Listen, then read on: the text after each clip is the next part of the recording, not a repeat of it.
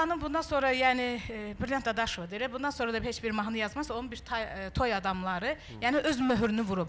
Və Elza xanım bundan sonra şeir yazarsa, yazmayarsa, onun əşyalarım şeiri öz möhrünü, oradakı Flora xanım ağlaya-ağlaya çıxıb, kimlər ki ona qulaq asır, bilmirəm sizin hansı şeirsə kimsə ağlayır, amma o şeir ilk gündən yəni ağladıb insanları. Və siz deyirsiniz, Elza, Elza deyirsiniz, xanımsınız, xanım kimi müraciət edin.